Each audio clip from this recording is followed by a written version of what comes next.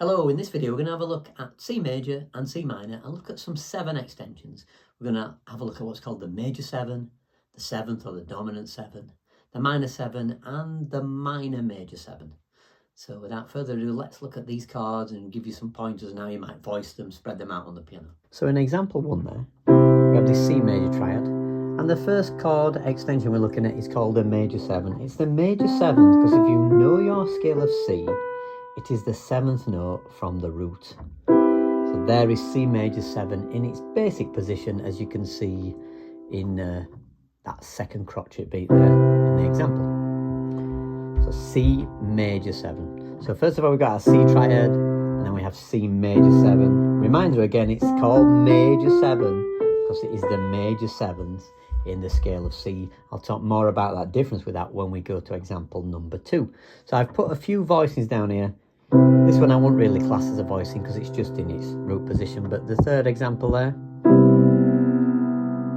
then there's another example there. And you could try different permutations. You know, you don't have to have the root on the bass. You could try different orders.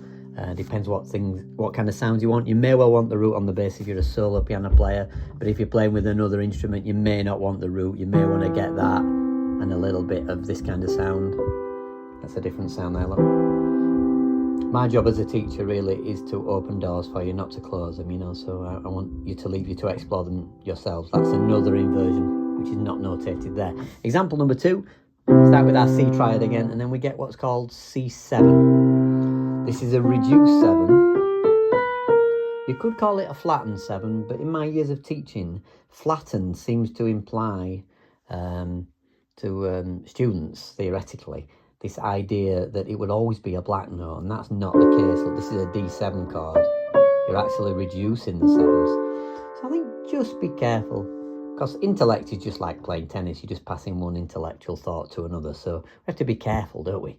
So I would, maybe the most simplest and straight to the point terminology would be to say it is a reduced semitone.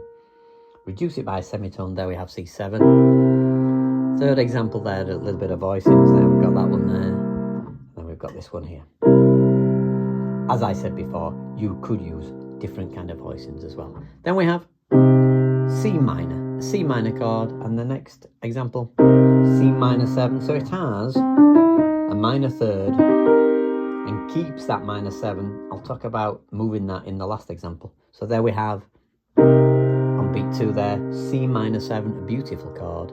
Then a lovely inversion of it here. This is lovely. And then there's one more example there. It really depends what you want. And as I say, you could change the root if you didn't want the root on the bottom, if you're playing with a bass player, all those kind of things. And the last example is, there we have our C minor again, but this one is called the C minor major 7. It's C minor, but with the major 7. Great spooky chord. C minor major 7. There's a Sting song called It's Probably Me from, well, the arrangement of it on 10 Sumner's Tales. There's a different version with Eric Clapton, but the one on 10 Sumner's Tales really uses it, and John May uses it on a song called Stop This Train just before the pre-chorus. Or is it the chorus? No, I think it's the chorus. Yeah, it's the chorus. Yeah, in fact, it is the chorus there. He uses it. And there's a beautiful song called My Funny Valentine, which uses it.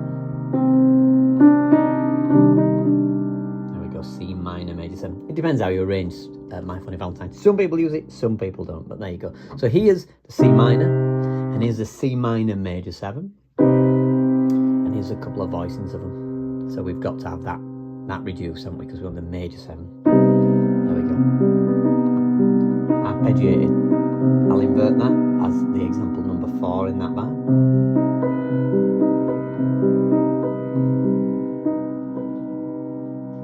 So there you go, a few thoughts, a few doors I hope to have opened there for you to explore in trying to get those 7 notes in your chords. Thanks for watching, subscribe for more videos like this, and bye for now.